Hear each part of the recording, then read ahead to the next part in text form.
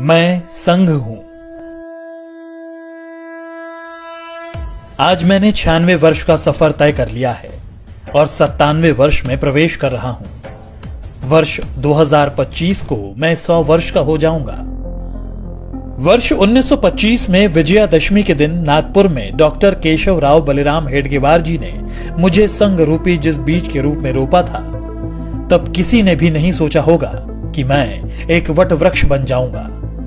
आज इस वट वृक्ष की कई शाखाएं राष्ट्र निर्माण कार्य में लगी हुई हैं। संघ के प्रथम सरसंघ चालक हेडगेवार जी ने अपने घर पर 17 लोगों के साथ गोष्ठी में मेरे गठन की योजना बनाई थी। इस बैठक में हेडगेवार जी के साथ विश्वनाथ केलकर, भावजी कावरे, अण्णा साहने, बालाजी हुद्दार, बापूराव भेदी आदि लोग मौजूद थे।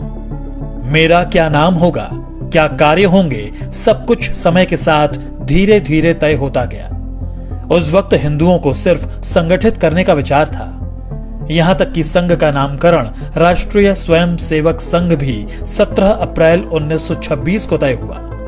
इसी दिन हेडगेवार जी को सर्वसम्मति से संघ प्रमुख चुना गया, लेकिन सरसंघ चालक वे नवंबर 1929 में बनाए गए। मेरे नाम के अस्तित्व में आने से पहले 3 नामों पर विचार मंथन हुआ, जो थे राष्ट्रीय स्वयं सेवक संघ, जरीपटका मंडल और भारतोद्वारक मंडल,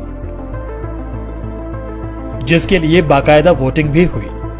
नाम विचार के लिए बैठक में मौजूद 26 सदस्यों में से 20 सदस्यों ने राष्ट्रीय स्वयं सेवक संघ को अपना मत दिया, जिसके बाद मैं यानी आरएसएस अस्तित्व में आया। पिछले कई दशकों से लगातार देश के कोने कोने में संघ की शाखाएं लग रही हैं। हेडगेवार जी ने व्यायामशालाएं और अखाड़ों के माध्यम से संघ कार्य को आगे बढ़ाया था। स्वस्थ और अनुशासित स्वयं सेवक होना उनकी कल्पना में था। 96 वर्ष के सफर में आज मेरे 80 से ज्यादा समविचारी और अनुषांगिक संगठन हैं। दुनिया के करीब 40 देशों में मैं सक्रिय हूं। पर मेरा यह सफर इतना भी आसान नहीं था। कई ऐसे मौके आए जब मुझ पर आरोप प्रत्यारोप भी लगे और यहां तक प्रतिबंध भी लगा दिया गया। इस दौरान स्वयं सेवकों के साथ दुर्व्यवहार भी हुआ, लेकिन हम स्पष्ट थे क्योंकि हमारा लक्ष्य स्पष्ट था। हम सम और विषम परिस्थितियों में एक समान बढ़ते रहे क्योंकि लक्ष्य बड़ा था। संघ के विरुद्ध दुष्प्रचार के बावजूद समाज का एक बहुत बड़ा वर्ग ऐसा भी था जो संघ के समर्पण को देख रहा था और समझ भी रहा था।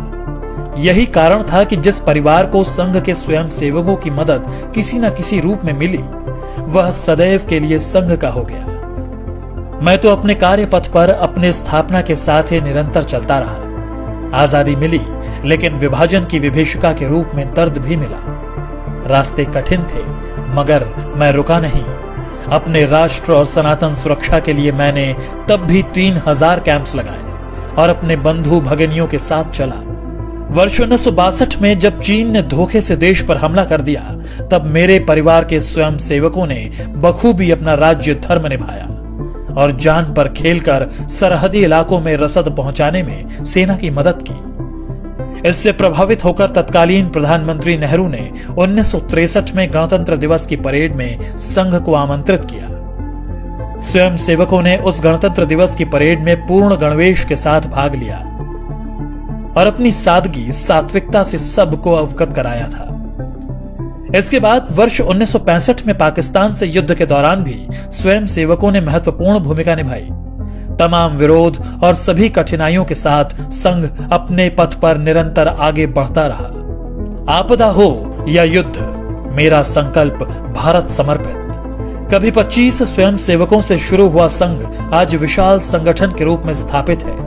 बिना स्वार्थ, तन मन धन से दिन रात राष्ट्र सेवा, मानव सेवा में स्वयं सेवक जुटे हुए हैं।